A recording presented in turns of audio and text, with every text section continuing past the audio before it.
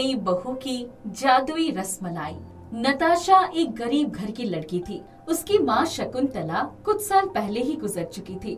वो अपने पापा के साथ एक छोटे से घर में रहती थी। कुछ दिन पहले ही उसकी शादी धीरज नाम के एक अमीर लड़के से हुई थी। उसकी आज ससुराल में पहली रसोई है।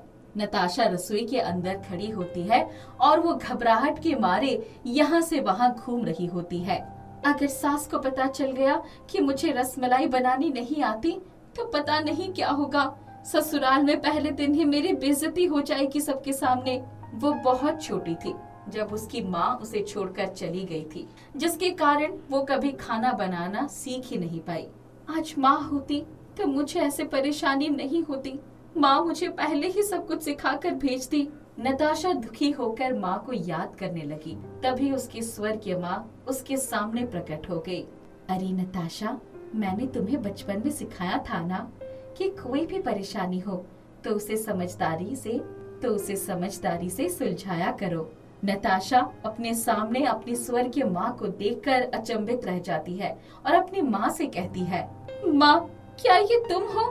मुझे तो यकीन ही नहीं हो रहा है कि तुम मेरे पास खुद आई हो। मुझे तो आना ही था ना।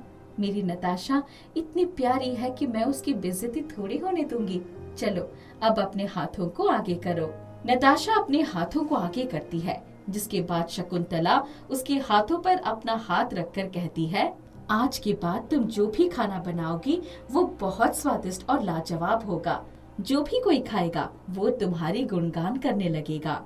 शकुंतला के इतना कहते ही उसके हाथों से रोशनी निकलती है और नताशा के हाथों में चली जाती है। नताशा, कुछ भी हो जाए पर तुम इस जादू के बारे में कभी किसी को कुछ मत बताना। अगर तुमने ये बात किसी को बताई तो ये जादू हमेशा हमेशा के लिए खत्म हो जाएगी। आप चिंता मत कीजिए माँ, मैं किसी को कुछ नहीं बताऊंगी। फिर शकुंतला के जाने के बाद वो रसमलाई बनाने लग जाती है। नताशा जैसे जैसे रसमलाई बनाने लगती है वैसे ही रसोई घर के अंदर से बहुत अच्छी खुशबू आने लगती है। तभी उसकी सास कमला उसके पास आती है। अरे नताशा, रसमलाई में से तो बहुत अच्छी खुशबू आ रही है। माँ जी, आज आप मेरे हाथों की रसमलाई खाकर बिल्कुल खुश हो जाओगी।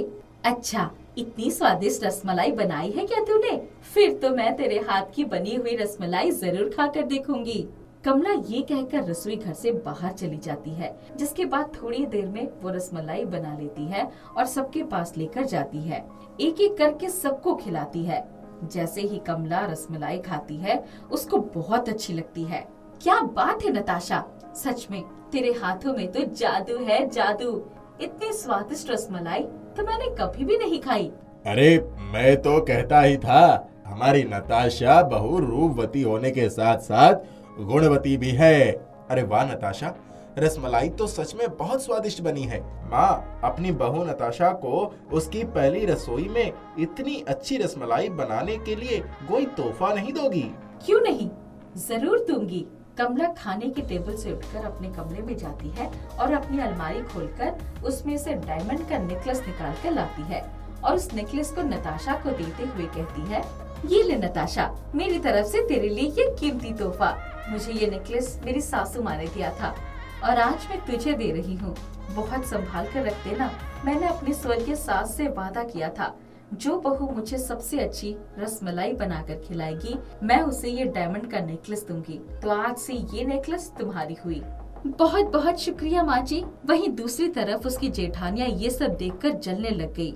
मैंने भी तो माँ जी को स्वादिष्ट रसमलाई बनाकर खिलाई थी, पर मुझे तो माँ जी ने कुछ नहीं दिया। ये तो सरासर नाइंसाफी है। तभी नताशा का चम्मच रसमलाई दीप्ति के मुंह में डालती हुई कहती है, अरे दीदी, नाइंसाफी कहाँ हुई?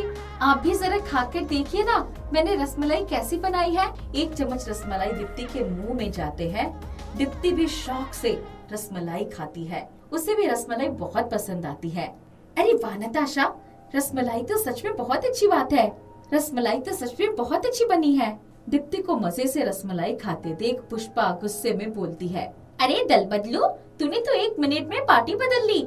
मुझे तो यकीन ही नहीं होता, इतने सालों से तू मेरे साथ है और आज नई बहू के आते उसके साइड चली गई।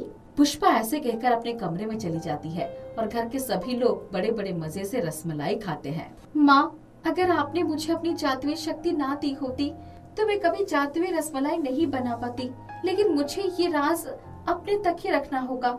अगर किसी को इसके बारे में पता चल गया तो मेरी जादुई शक्तियाँ हमेशा के लिए गायब हो जाएगी।